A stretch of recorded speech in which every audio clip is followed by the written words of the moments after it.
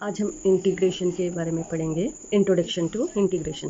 तो इंटीग्रेशन का मतलब क्या है, देखिए, if f of x and g of x are two function such that d by d x of f of x is equal to g of x, then f of x is called an integral or an anti derivative or a primitive of g of x with respect to x. It is denoted by integral of g of x with respect to dx is equal to f of x। ठीक है, तो इसको ऐसे लिखते हैं, यहाँ पे ये एंटी डेरिवेटिव है ये, ठीक है, एंटी डेरिवेटिव, और इसको हम primitive of g of x भी कहते हैं। तो integral of g of x d x is equal to f of x, इसको हम कैसे पढ़ते हैं, and read as integral of g of x with respect to x is f of x. ठीक है, integral of g of x with respect to d x x is equal to f of x.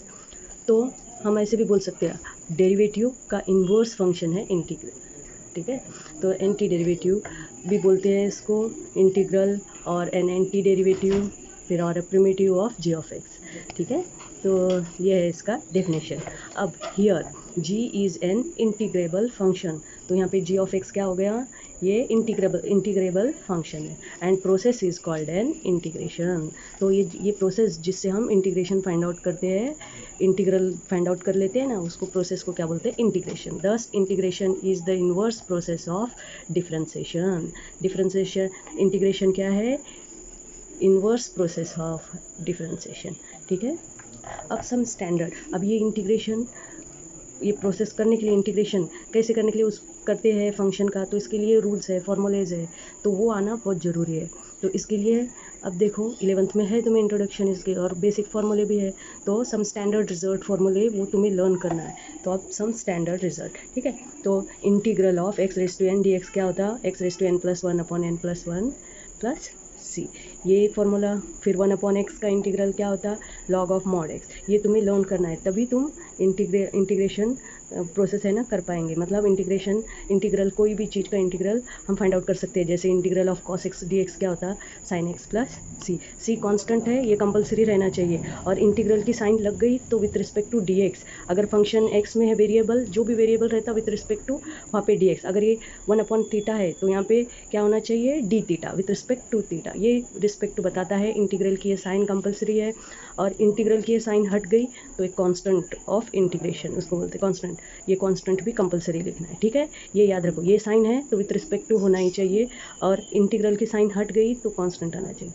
ये फॉर्मूले मैंने लिखे हैं, इनको learn करेंगे तभी तुम इंटीग्रेशन कर पाएंगे। कोई भी ट्रिग्नोमेट्री हो, पॉलिनोमियल फंक्शन हो, कोई भी फंक्शन का इंटीग्रल अगर निकालना है तो ये फॉर्मूले की ज़रूरत पड़ती है।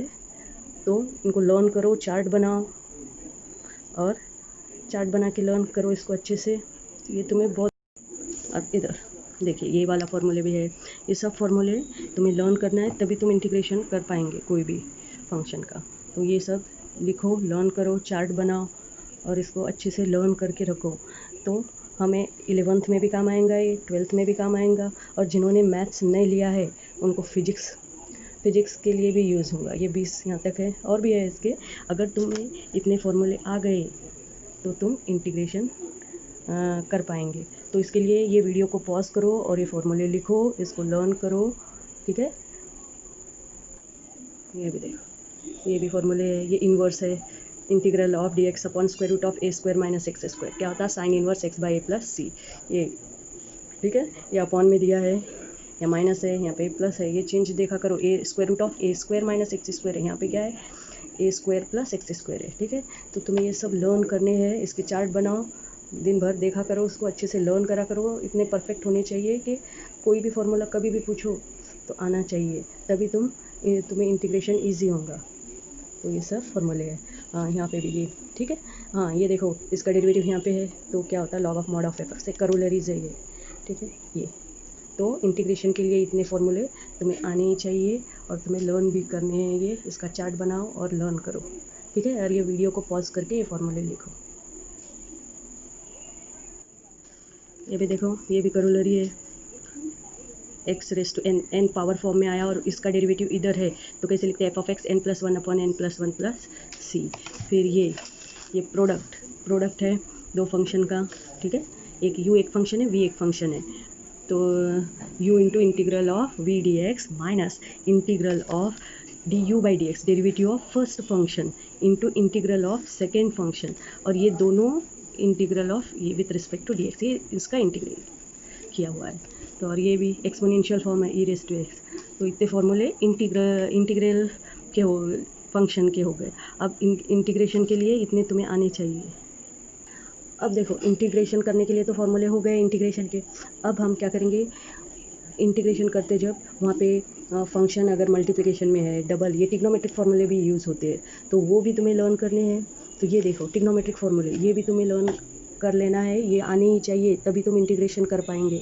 तो एडिशनल फार्मूले है sign a plus B, sign A cos B plus cos A sine B, और sign a minus B minus है तो इधर माइनस आता है। यहाँ पे कॉस में कैसे होता है, यहाँ प्लस रहता है माइनस, और ये दोनों cos a cos B minus sine a into sine B. यहाँ पे अगर कॉस ए माइनस बी है तो यहाँ प्लस आता है, और cos a cos b into plus sine a sine b. तो ये फार्मूले लर्न करना है तुम्हें।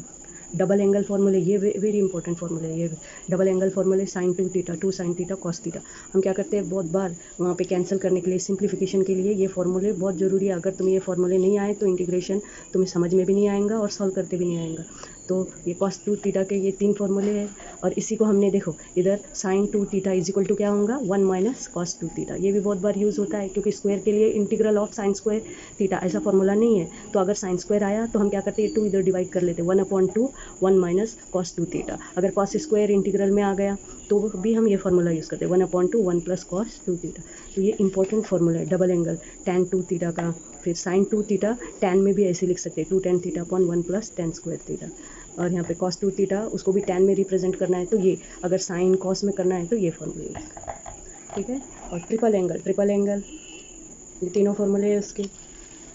फिर फैक्टराइजेशन फार्मूले ये भी इंपॉर्टेंट है। ये sign a plus sign b, तो इसको हम मल्टीप्लिकेशन में कर सकते हैं ऐसे 2 sine a plus b upon 2 cos a minus b upon 2। अगर साइन 2 माइनस में है तो पहले कॉस आएगा 2 cos a plus b upon 2 sine a minus b upon 2। 2 cos plus में है तो 2 कॉस आएंगे और वो 2 cos a plus b upon 2 cos a minus b upon 2। अगर 2 कॉस माइनस में है तो -2 sine a plus b upon 2 into sine a minus b upon 2। अगर ये माइनस हटाना है तो यहाँ पे क्या करना, बी माइनस ए कर लेना इसको, ठीक है। तो एक फार्मूला लर्न करो। ये डिफैक्टराइजेशन फार्मूले अगर मल्टीप्लिकेशन में है तो इसको हम प्लस में कर सकते हैं, जैसे 2 sine a into cos b is equal to sine a plus b plus sine a minus b. अगर यहाँ 2 पहले कॉस बाद में साइन, तो sine a plus b minus sine a minus B.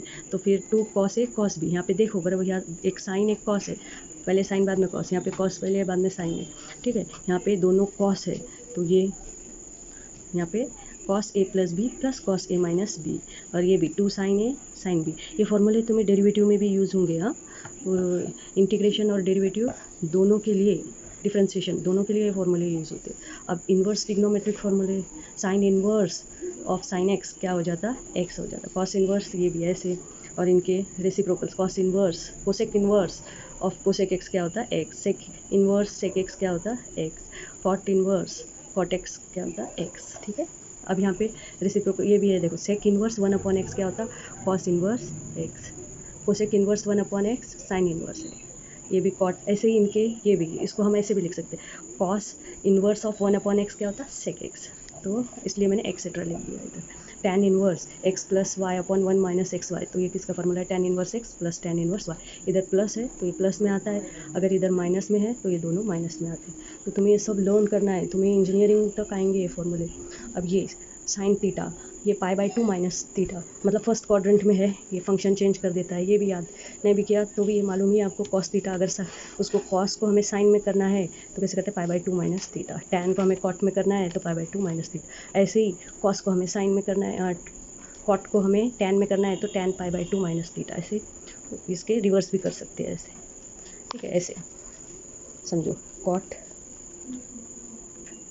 Theta, इसको हम कैसे लिख सकते हैं टैन π/2 माइनस थीटा, ऐसे, ठीक है। इधर ऐसे ये साइन कॉस तो इधर ही है, कोसेक है, कोसेक का क्या होता है सेक, और सेक का क्या होता है कोसेक, ठीक है। ये फॉर्मूले लर्न करेंगे तभी तुम है ना डेरिवेटिव और इंटीग्रेशन अच्छे से कर पाएंगे। इसको, इसके चार्ट बनाओ और लिखो, और अगर तुमने दिन में एक बार भी उसको पूरा पढ़ डाला, सिर्फ पढ़ भी डाला तो तुम्हें लर्न हो जाएंगे। तो अगर ये लर्न होंगे तभी तुम सॉल्व कर पाएंगे डेरिवेटिव और इंटीग्रेशन, और तुम्हें ये फॉर्मूले हमेशा आने चाहिए, यूज़ होंगे ये हमेशा के लिए। तुम इसको इंजीनियरिंग में भी आएंगे तब तुम्हें कोई याद रहना ही चाहिए, कोई बताएगा नहीं कि ऐसे ऐसे है। तो इसलिए अभी से लर्न करो, इसके बगैर तुम्हें डेरिवेटिव भी नहीं आएगा, इंटीग्रेशन भी नहीं आएगा। ठीक है बच्चों, ओके, थैंक यू।